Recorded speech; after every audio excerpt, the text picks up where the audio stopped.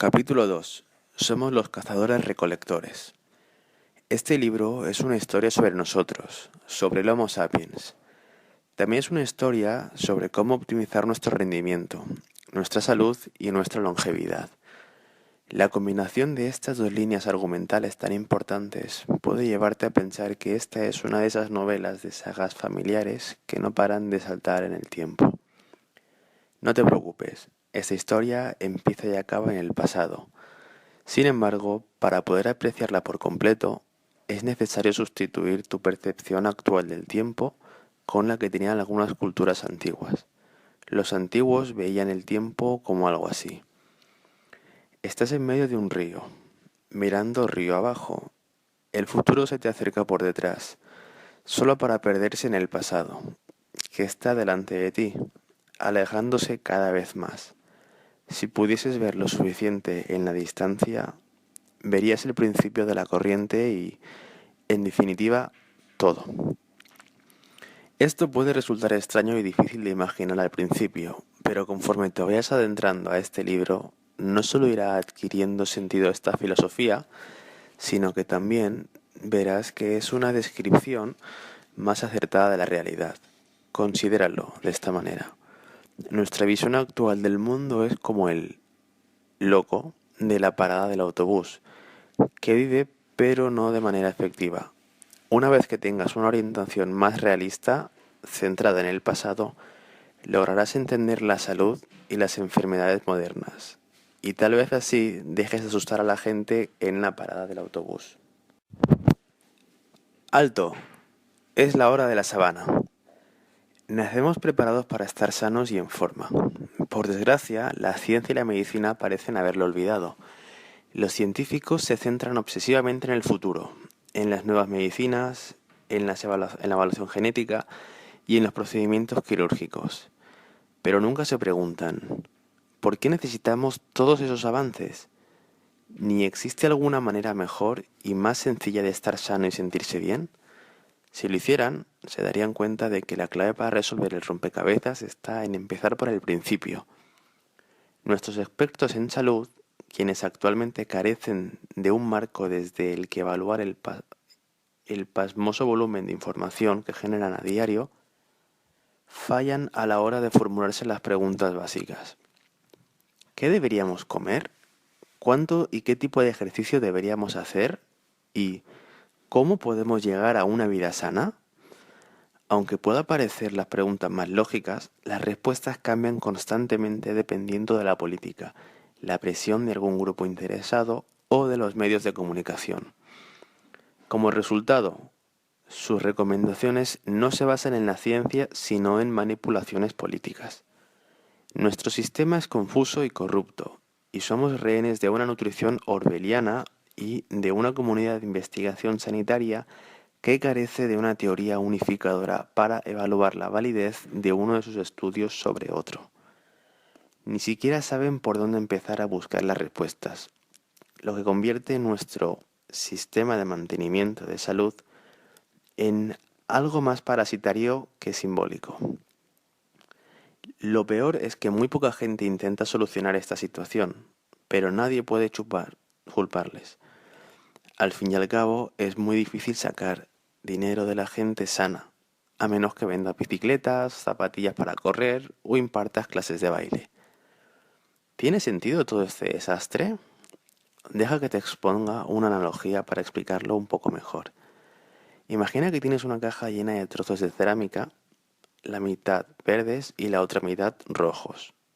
Tienes que juntarlos para formar el objeto original completo.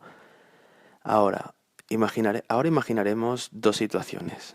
En la primera situación, sabes que el objeto que debes construir es un cuenco compuesto solo de dos fragmentos de cerámica roja.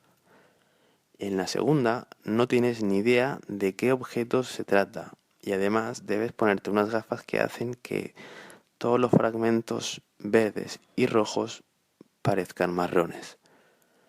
¿Crees que sería difícil completar la tarea si toda la información, las piezas de cerámica fuese prácticamente igual y no tuvieses ni idea de qué tienes que formar?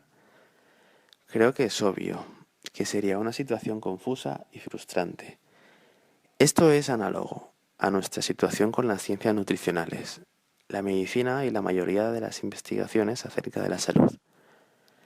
Todo el mundo tiene los ojos tapados, todos los estudios parecen ser igual de buenos y no tenemos ninguna teoría unificada a partir del cual evaluar nuestros descubrimientos. Esto se traduce en que constantemente recibimos información diferente sobre qué es sano y qué no lo es. Un año los huevos te salvarán la vida y al año siguiente te llevarán a la tumba. ¿Necesitas un ejemplo más concreto de cómo te afecta esto? Aquí tienes uno. La grasa engorda, ¿no? Pues por extraño que parezca, no. Los epidemiólogos no entienden por qué la grasa no nos engorda. ¿Has oído hablar de la paradoja de los franceses?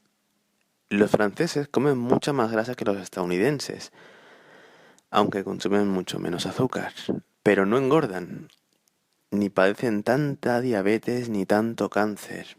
¿Por qué? Los dietistas estadounidenses nos dicen que ingerimos demasiadas calorías y demasiadas grasas. La grasa tiene 9 calorías por gramo, mientras que los hidratos de carbono y las proteínas solo tienen 4. Obviamente el paradigma de que la grasa engorda es correcto, ¿no?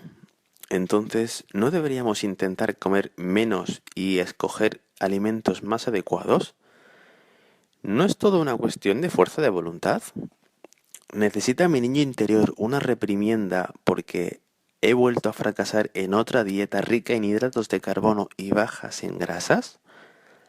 La mayoría de las personas intentan estos enfoques lógicos, fracasan y acaban más obesos, más enfermos y más desanimados que antes.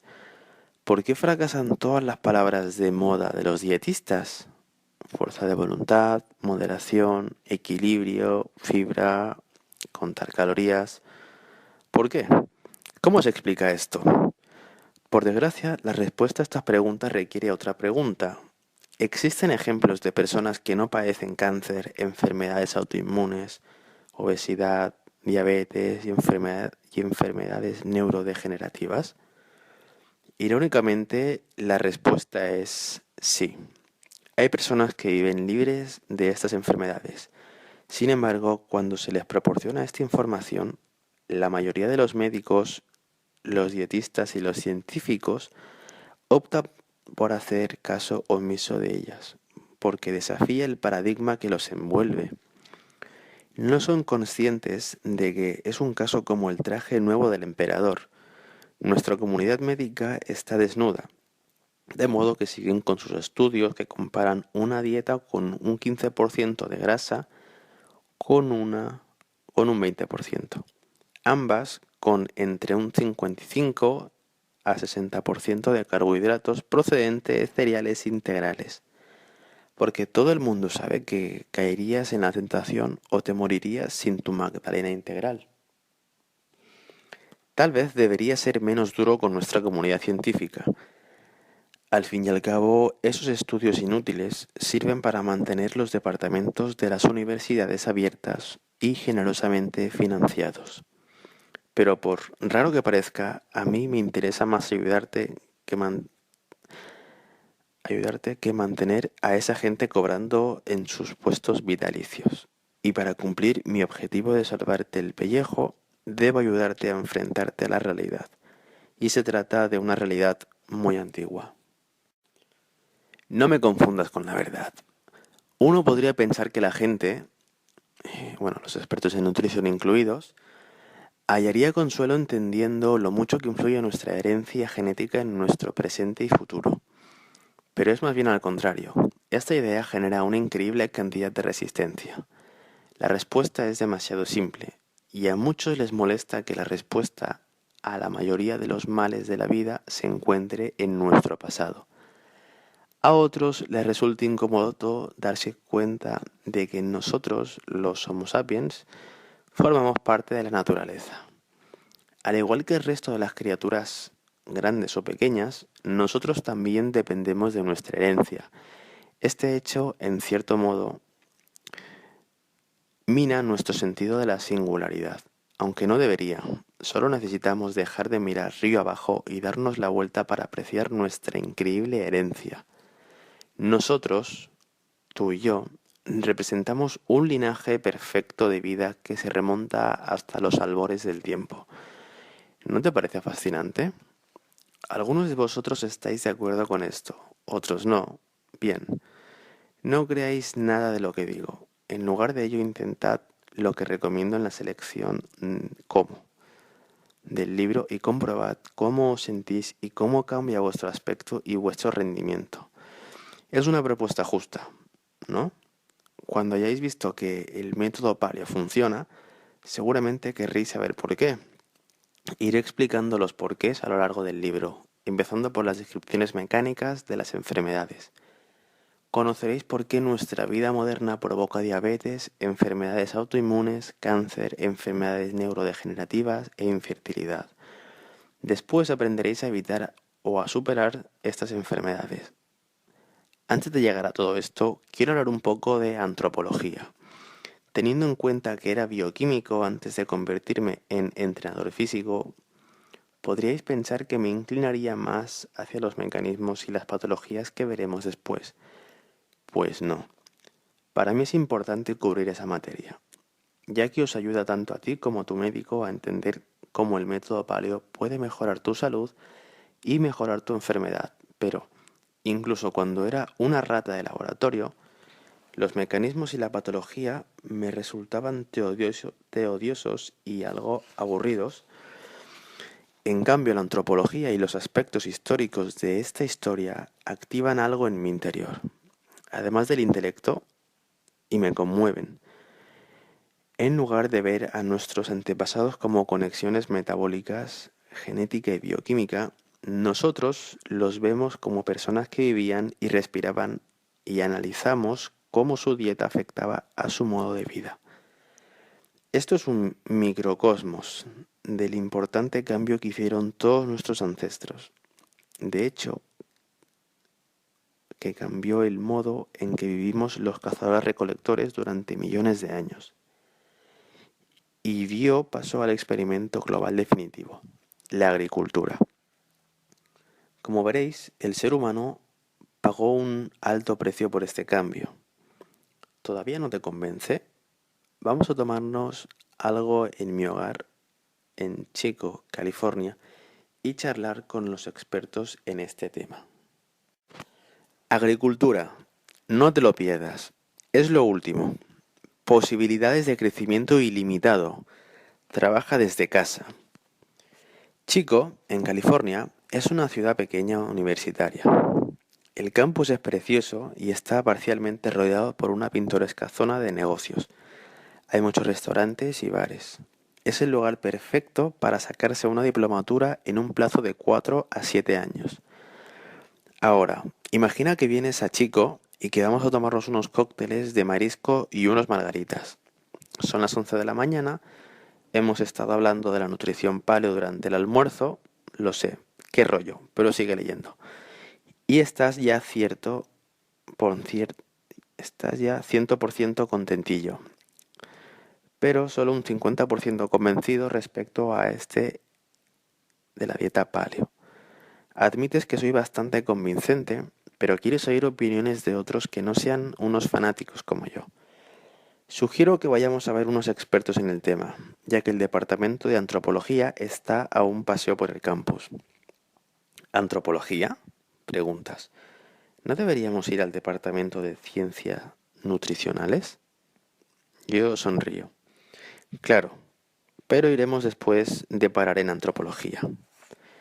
Nos acabamos los margaritas, no vamos a desperdiciarlos, y nos embarcamos en nuestra aventura. Afortunadamente, la mayoría de los miembros del departamento de antropología están comiendo juntos hoy. Cuando entramos, alguien nos pregunta, ¿en qué podemos ayudaros? Necesitamos antropólogos, le contesto, urgentemente.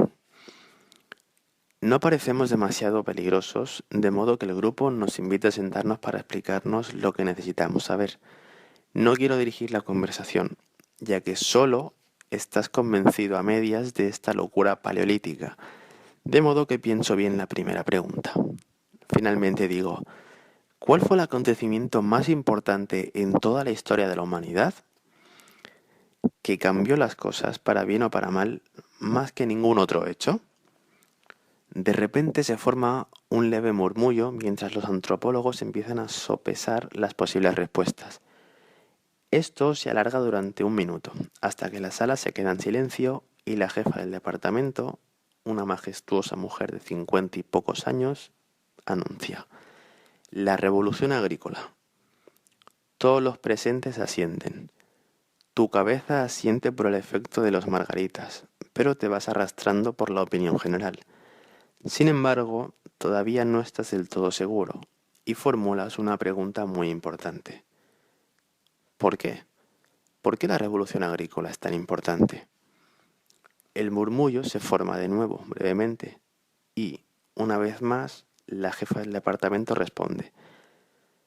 Tomemos como ejemplo un campo de fútbol, 120 metros de parte a parte. Para representar una línea de tiempo de la historia de la humanidad a una escala relativa. Si empezásemos a caminar de un extremo a otro, podríamos recorrer 119,4 metros y esto representaría toda la historia de la humanidad, excepto los últimos 5.000 años aproximadamente. 119,4 de los 120 metros totales. Durante todo este periodo, nuestra genética estaba preparada para sobrevivir como cazadores-recolectores y éramos muy buenos en lo que hacíamos. Evolucionamos y nos adaptamos a este modo de vida, y la interacción de nuestra genética y nuestro entorno nos convirtió en quienes éramos y en quienes somos ahora.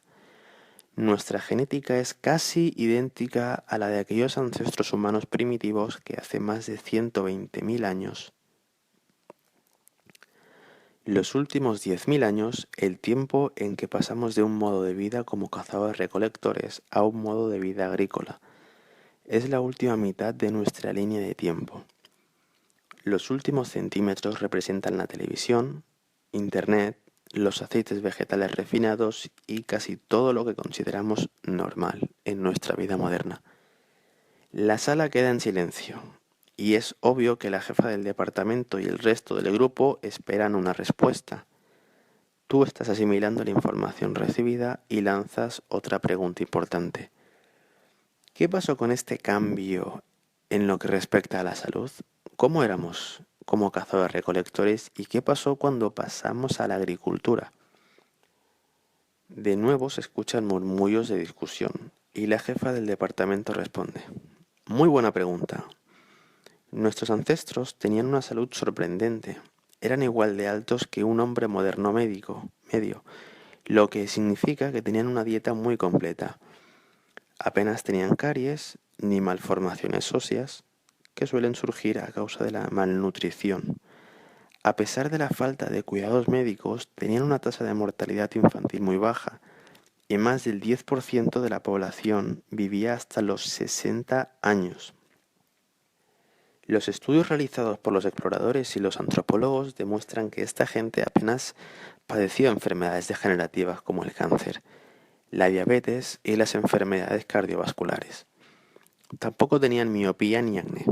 Nuestros ancestros poseían una fuerza y una resistencia similar a la de los atletas modernos. Este estado físico se lograba de manera natural gracias a su estilo de vida, que era muy activo, pero también les permitía descansar y relajarse. La mayoría de la gente invertía entre 10 y 15 horas a la semana en la alimentación, la vestimenta y el cobijo. Y el resto lo pasaban hablando, visitando a los miembros de la familia, en grupos cercanos o simplemente descansando. Asimilas la información, es interesante, casi convincente, pero has visto muchos documentales de Discovery Channel y quieres recordar que nuestros antepasados tenían una vida corta y salvaje. Lo comunicas al grupo y añades que te resulta extraño todo eso de los cavernícolas altos, con dientes perfectos. Y entonces les haces una pregunta directa. ¿No son esto un puñado de conjeturas? ¿Por qué no se oye hablar de más de ello si es verdad?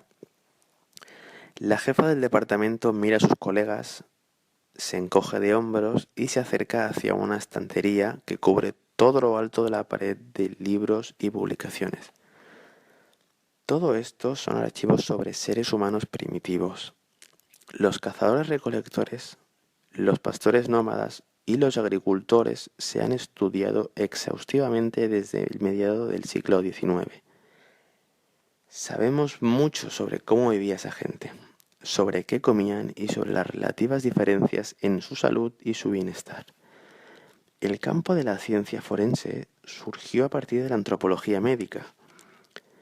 ¿Sabes que un experto forense o un antropólogo médico puede decirte en cuestión de minutos si un esqueleto antiguo pertenecía a un cazador-recolector o a un agricultor? Y lo hace basándose principalmente en la cantidad de caries, de malformaciones óseas y en la mala salud general de los agricultores primitivos en comparación con la de sus parientes cazadores-recolectores. Cada vez estás más convencido, pero necesitas algo más tangible. ¿Podéis enseñarme algún ejemplo específico de estas diferencias? La jefa del departamento piensa un momento, se disculpa y sale hacia su despacho. Al cabo de unos minutos regresa con un libro viejo y gastado titulado Nutritional Anthropology Contemporary Approaches to Diet and Culture, que viene siendo Antropología Nutricional, Enfoques Contemporáneos de la Dieta y la Cultura. Y lo abre por un capítulo llamado Nutrition and Health in Agriculturist and Hunter. Nutrición y salud en agricultores y cazadores-recolectores. El estudio de dos poblaciones prehistóricas. Te muestra un análisis de dos personas que vivían cerca del valle de Río, Ohio. Los agricultores, llamados del grupo del pueblo Jardín, en el libro vivieron en el área de hace unos 500 años. Los cazadores-recolectores que reciben el nombre de Indian Knoy por el área en el que se encontraron sus restos, vivieron en esa zona hace 3 y 5.000 años. Los emplazamientos son significativos ya que cada uno de ellos produce un gran número de restos esqueléticos. Para fines estadísticos, esto hace que la información derivada de los emplazamientos sea más persuasiva. Los agricultores de jardín subsistían principalmente de maíz, judías y calabaza, como muchos grupos de nativos americanos. Incluso los Pima de México y Arizona, los cazadores-recolectores de Indian Knoy, subsistían a base de una dieta mixta de carne, frutos silvestres, pescados y marisco. Las diferencias en la salud de los dos grupos son considerables. Los cazadores-recolectores apenas tenían caries, mientras que los agricultores presentaban una media de 7 por persona. Los cazadores-recolectores presentaban bastantes menos malformaciones óseas a causa de la malnutrición, lo que significa que se alimentaban mucho mejor. Los cazadores-recolectores presentaban una tasa de mortalidad infantil bastante inferior que los agricultores. La principal diferencia se encontraba entre los 2 y los 4 años, cuando la malnutrición es particularmente dañina para los niños. Los cazadores-recolectores tenían más salud en general, como demostraba el reducido número de deformaciones óseas típico de las enfermedades infecciosas. Los cazadores-recolectores vivían en general más que los agricultores. Los cazadores-recolectores apenas mostraban signos de deficiencias de hierro, calcio, proteínas, mientras que estos eran bastante comunes en los agricultores. La jefa del departamento se marcha para hacerte una copia del capítulo. Si quieres leer el capítulo íntegro en inglés, visita mi página web, rockwell.com, donde encontrarás los enlaces. Meditas tu siguiente pregunta mientras consideras la información que acabas de recibir. Cuando vuelve, le preguntas lo único que te ha venido a la cabeza. ¿Es típica la situación que me ha mostrado? ¿No es una excepción? ¿No nos hemos adaptado a comer cereales? Ella te mira con comprensión y medita su respuesta por un momento. Nuestra genética es casi idéntica a la de nuestros ancestros Homo sapiens, que vivieron hace 100.000 y 200.000 años. Estamos genéticamente ligados a un modo de vida que ya no existe, y nuestra salud lo refleja. El cambio de los cazadores-recolectores a los agricultores del que te he hablado se da en todas las transiciones que hemos estudiado. Hemos pasado de una dieta rica en proteínas y nutrientes variados que cambian según la zona y la estación a una dieta que depende de cuántos cultivos de almidón, de unos cuantos cultivos de almidón. Estas féculas proporcionan una fracción de las vitaminas y los minerales que se hallan en las frutas, las verduras y las carnes magras. Estos nuevos alimentos provocan muchos otros problemas de salud como el cáncer, las enfermedades autoinmunes y la infertilidad.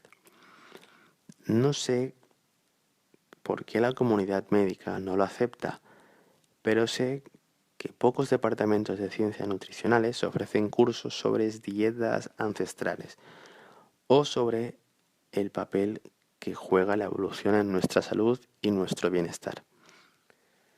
Ahora ya estás completamente sobrio y no muy contento. Todo esto es demasiado. La jefa del departamento parece detectar tu inquietud y se ofrece a mostrarte las distintas secciones del departamento. Te muestra el laboratorio forense, donde los estudiantes aprenden sobre el descubrimiento, la identificación, la colección y la conservación de los restos humanos. No tenías ni idea de que todo lo que ves en CSI se había desarrollado a partir de la antropología y el estudio de los antiguos humanos. Le damos las gracias a la jefa del departamento por su tiempo y por su información y salimos de nuevo a un cálido día de California del Norte. Nos miramos y me preguntas, ¿vamos al departamento de nutrición? Claro, pero querrás que nos tomemos unos cuantos margaritas antes.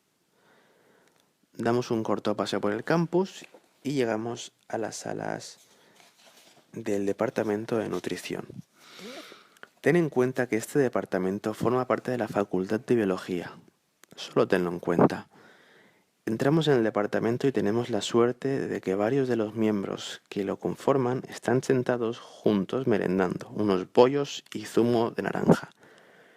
Hay que prevenir los niveles bajos de azúcar a media tarde. Nos presentamos y comentamos que tenemos algunas preguntas sobre nutrición y salud. Los expertos en nutrición nos dicen que hemos venido al lugar adecuado.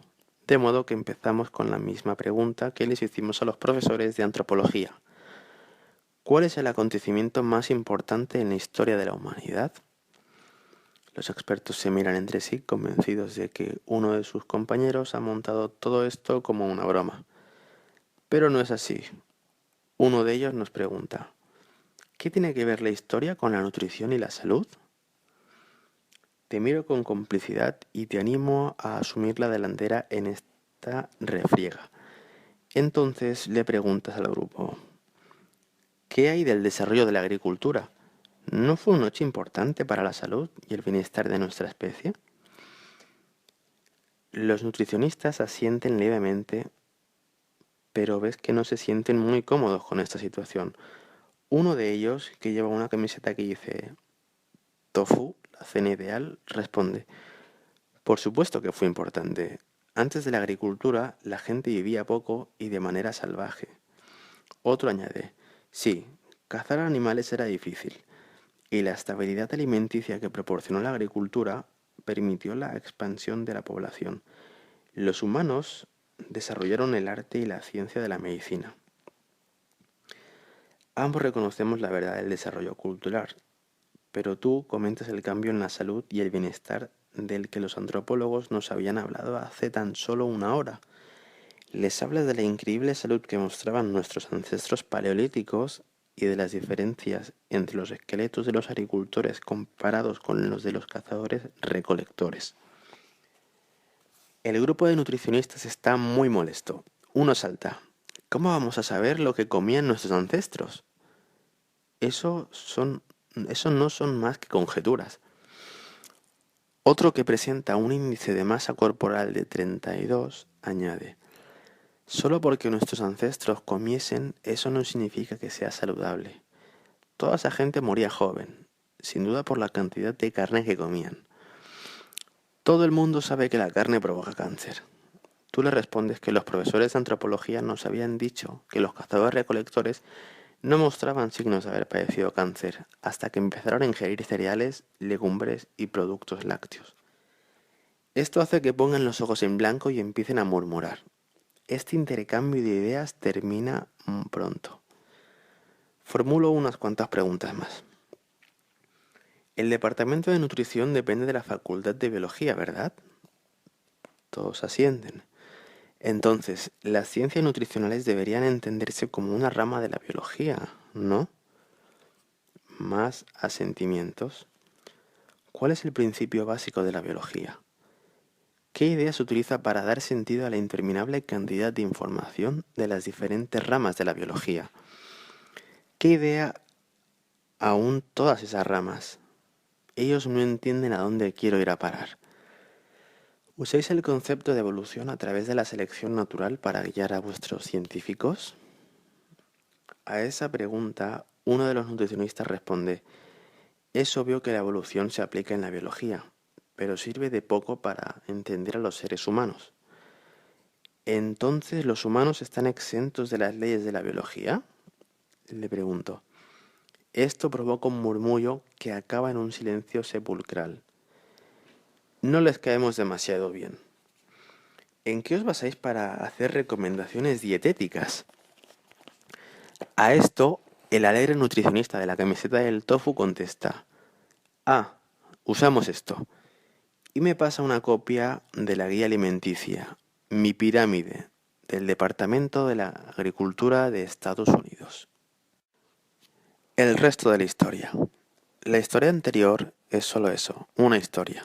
Me he tomado bastantes libertades aquí, pero es la pura verdad. He tenido conversaciones con expertos del Departamento de Nutrición de la Universidad de Chico y de otras partes que fueron prácticamente idénticas a la relatada en mi fábula. La gente que promueve las pautas nutricionales para la mayor parte del mundo occidentalizado no cree que nuestros orígenes tengan nada que ver con nuestra salud. Estas personas se creen científicos, pero cuando tienen que argumentar sus ideas, no tienen ninguna ciencia sobre la que basarse. Los físicos tienen teorías como la de la mecánica cuántica o la de la relatividad, que emplean para responder interrogantes sobre nuestro mundo. Estas teorías proporcionan la continuidad para evaluar la nueva información que reunimos. Ocasionalmente, nuestra información nos obliga a reevaluar nuestros modelos, pero sabemos que hemos dado algo bueno cuando usamos nuestro modelo para hacer predicciones. Los físicos no sabrían qué hacer sin sus modelos, pero la inmensa mayoría de la gente en el mundo de la medicina y de la nutrición no tiene ni idea de dónde buscar una teoría unificada de salud y bienestar. Esto se debe en parte a la pereza y literalmente a no pensar bien las cosas. A la gente le dan a cucharadas ideas que no tienen ningún sentido. La grasa engorda, pero la gente que ingiere más grasas, como los franceses, están menos obesos que los estadounidenses. Lo consideraremos una paradoja y seguiremos con otra cosa sin pararnos a pensar.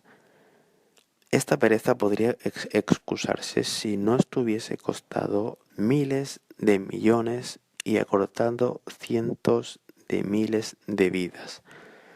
Por no hablar de la gente que está especulando con los productos farmacéuticos y los alimentos procesados. Lo que quiero decir es que estás solo. Puedes ir a la consulta de tu médico en unos análisis de sangre espantosos, siguiendo una dieta baja en grasas y rica en hidratos de carbonos procedentes de cereales integrales, y puedes cambiar a una dieta ancestral que consiste en carnes magras, mariscos, verduras y fruta de temporada. Volver a tu médico con unos análisis perfectos y él seguirá sin creer que ingerir más proteínas y grasas sea lo que ha mejorado tu sangre. Estamos trabajando en el desarrollo de una red de médicos educados en medicina evolutiva y en dieta paleo. Solo espero que podamos mantenerte con vida el tiempo suficiente como para que llegues a ver alguno. Ahora que sabemos un poco más sobre nuestros ancestros cazadores-recolectores y sobre las anteojeras que llevan puestas la mayoría de los expertos en medicina y nutrición, ha llegado la hora de aprender un poco de ciencia para que entiendas la dieta paleo. No te dolerá y seguramente te salvará o mejorará radicalmente tu vida.